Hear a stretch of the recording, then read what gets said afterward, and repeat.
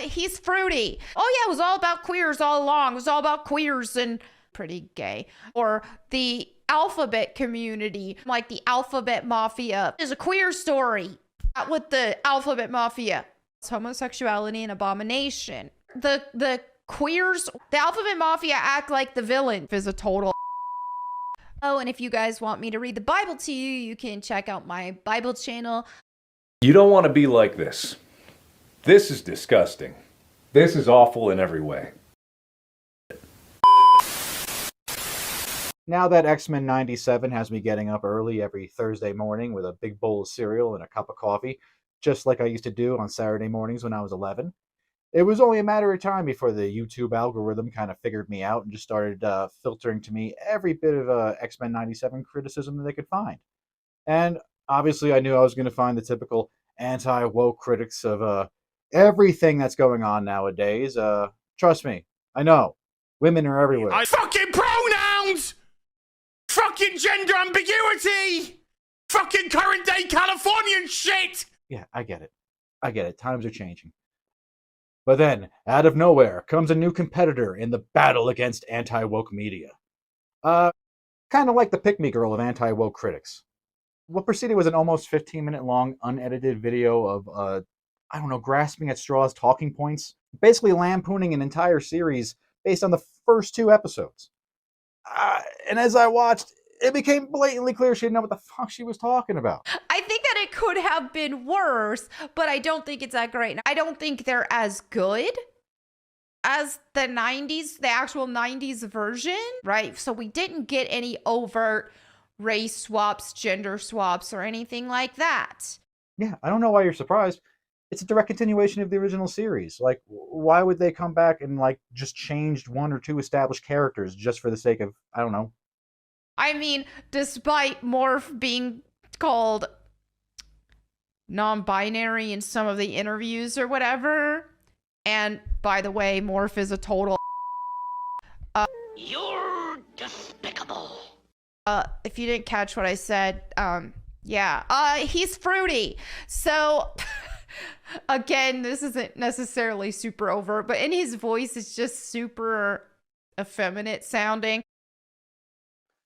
And with that shrill harpy screech of yours, I wouldn't be casting judgment on other people's voices.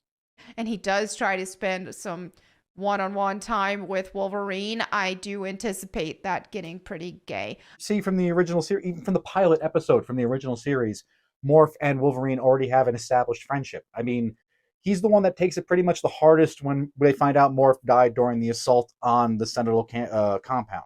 I mean, not counting Jean crying, but whatever, Jean always cries. But yeah, I mean, even when Morph, like, reveals that he came back after with the Sinister, like, arc, he friggin', like, Wolverine's the one that went after him. Of course, they're going to start off, if Morph's back with the team, they're going to start off with him and Wolverine already being, like, tight. I just don't think that modern writers are as good as older writers used to be. Yep, writers today wouldn't think of anything original, like an entire team of established heroes trying to, cope with the loss of their leader and whether or not what they are doing is worthwhile. Or maybe, a character that can be anyone that's had their brain scrambled trying to figure out what their identity actually is. Oh, drama. God damn, if only they put that in, like, stories nowadays, right? Or not to mention the animation looks like it's made with Flash or something. I am happy to clarify this. This is a 2D hand animated show. Our overseas vendor, Studio Mirror, they are just that good and, combined in tandem with our in-house animation team led by Jeremy Polgar, with our effects lead led by Chris Graff, down to our compositing lead led by Ashley Phillips, and our production design led by Anthony Wu, and all of their encompassing teams that we all work together to bring you what we get as a unique style. It lacks the soul of the 90s cartoon of X-Men. I mean, true, I guess. I mean, like, nothing today can compete with the peak standard of animation in the 90s.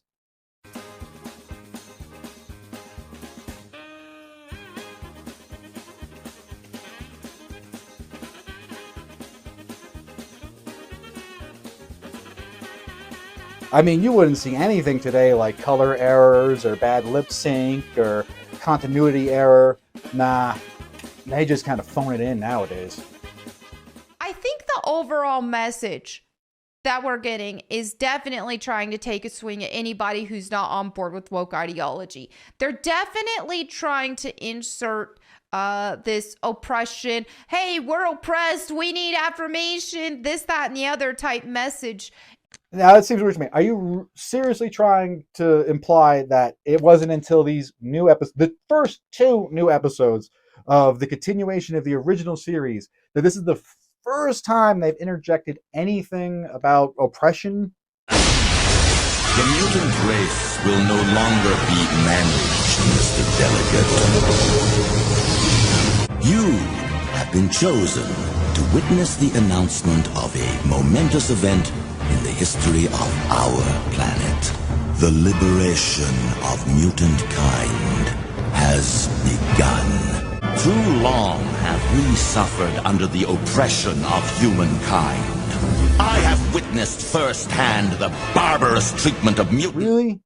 This is the first time it's ever been brought up in the X-Men. This is the first mention of one class treating another class differently. This is the first time that's been brought up? So Hollywood director argues X-Men97 chose to adapt the trial of Magneto in order to take a swing at the MAGA crowd. I definitely did feel like there was some swings being made at the MAGA crowd, all that stuff. Okay, so hear me out. Hear me out. So Magneto is on trial. By the world, he's considered a supremacist, a terrorist, a megalomaniacal maniac. Him and all of his followers are pretty much being like villainized by, the status quo. It feels more like Magneto is a stand-in for Trump here. So, I mean, if you really want to just try to make a sense of like what they're symbolizing here, I'm not making the argument. God damn it, I'm not making the argument. Please, I'm not making that argument that this is a fucking redemption arc or a fucking argument of anything like that. If anything, if you really want to get down to it, it just seems like with what's going on now, Magneto on trial, who's on trial now, There is also a scene where Storm in the courtroom is like, silence, blah, blah, blah, blah, says her spiel. And it was a total on the nose, stay silent when a black woman speaks moment. I was like, wow. That was a thing. Yeah, I mean, yeah, you're right. That was completely out of character for Storm, because everybody knows that Storm is typically known as a soft-spoken, meek, and timid character. Storm, mistress of the elements, commands you to release that child. Wind and water, whirl and rage! What can we do? He's impervious to our weapons. He has not yet felt the force of the elements! Now, the trial of Magneto's been a thing in stuff before. In the comics, which I didn't read the X-Men comic. I watched the 90s cartoon and watched the movies, or 90s, early 2000s, around that era. The movies, I really liked them. Are you kidding me? Are you seriously kidding me? So the only thing you have to draw from is the cartoon that was around before you were probably born. I really didn't look into your background. I'm not going to, because that's creepy. I just know from whatever. I don't care.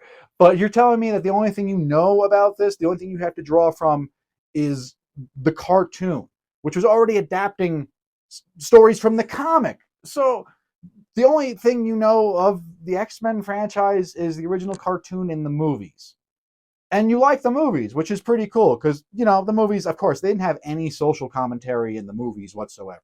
I love that idea, Lee told The Guardian in 2000 as the first X-Men movie hit theaters. It not only made them different, but it was a good metaphor for what was happening with the civil rights movement in the country at that time.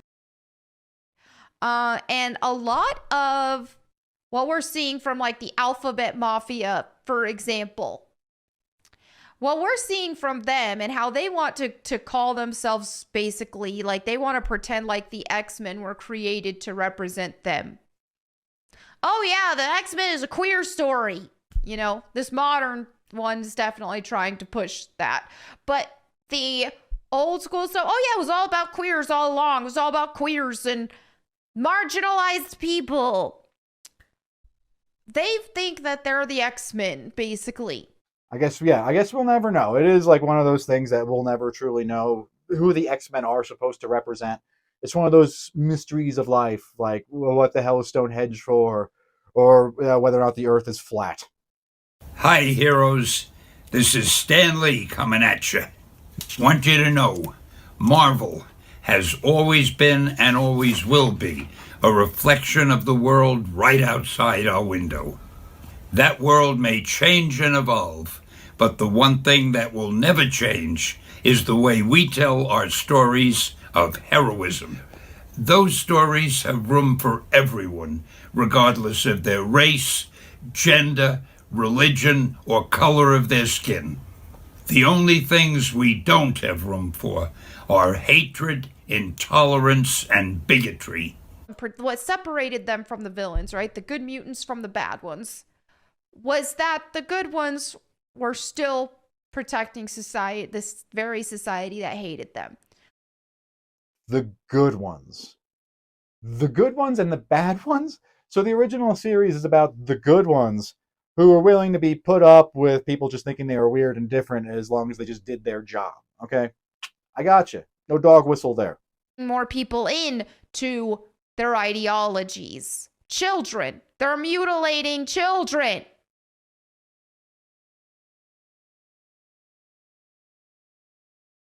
Well, this took a weird turn. Okay? And just at Planet Fitness recently, for example, there are men, these perverted men, intruding on female spaces.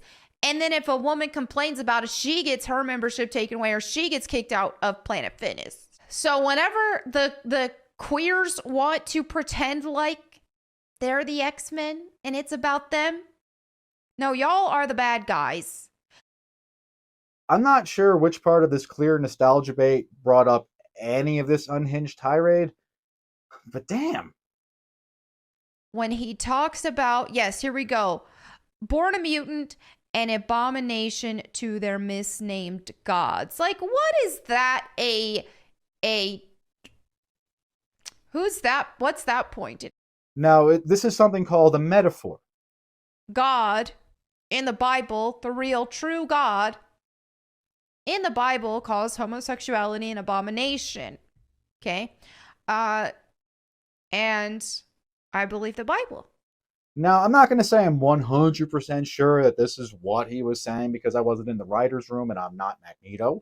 But I'm pretty sure he wasn't, like, really talking about a higher power when he said this quote. I'm pretty sure he was just referencing, like, people that were, like, elected power. You know what I mean? Like false gods, if anything. I really don't think, like, I think you're really grasping here. I believe no matter what is in, like, the Bible is truth. Whether I like it or not, it's true. But I mean, if you're holding so true to the Bible, maybe, I don't know, cover up those sin marks you got all over your arms? Or is your vanity more important than God's word? It's just overt, blatant, in your face changes with, like, race swap characters and gender swapped characters, this, that, and the other. So I feel like they're trying a subtle approach here. Oh, let's mix some nostalgia with it. This is also what I felt from the new Ghostbusters movie, which, if you guys want me to review that, let me know in the comments.